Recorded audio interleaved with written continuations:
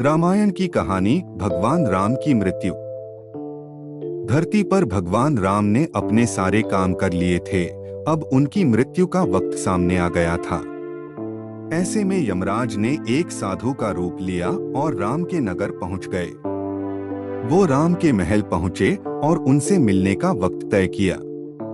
फिर वो श्री राम से मिले और उन्होंने उनके बीच होने वाली बातों को सबसे छुपाकर रखने की शर्त रखी।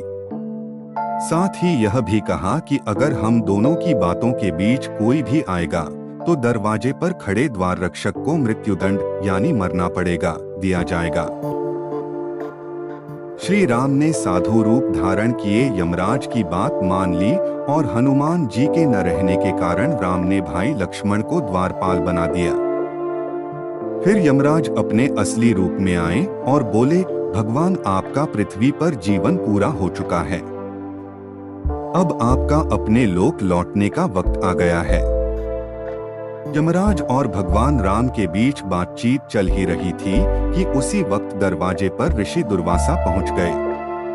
उन्होंने लक्ष्मण जी को दरवाजे से हटने को कहा और अंदर जाने की जिद पर अड़ गए। लक्ष्मण जी ने मना किया तो वह श्री राम को श्राप देने की बात करने लगे। लक्ष्मण जी काफी परेशान हो गए। अगर श्री राम की बात नहीं मानी तो उन्हें मरना होगा और अगर ऋषि की बात नहीं मानी तो श्री राम को श्राप लगेगा। इस स्थिति में उन्होंने एक मुश्किल फैसला लिया और ऋषि को अंदर जाने दिया।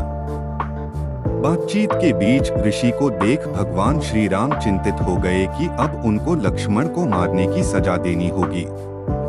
ऐसे में भगवान राम ने लक्ष्मण जी को नगर से निकाल दिया।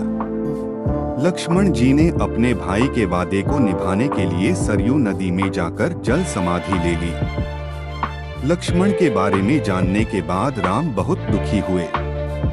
फिर भगवान श्री राम ने भी जल समाधि लेने का फैसला किया। श्री राम भी सरयू नदी में जल समाधि लेने के निकल पड़े। उस वक्त वहां भरत, शत्रुघ्न, हनुमान, सुग्रीव और जामवंत भी मौजूद थे। देखते ही देखते भगवान श्री राम सरयू नदी में समा गए। कुछ ही देर बाद नदी के अंदर से भगवान अपने विष्णु रूप में सबके सामने प्रकट हुए। उन्होंने अपने भक्तों समेत वहां मौजूद हर किसी को दर्शन दिए। इस तरह भगवान राम धरती पर अपने जीवन को पूरा कर स्वर्ग लौट गए।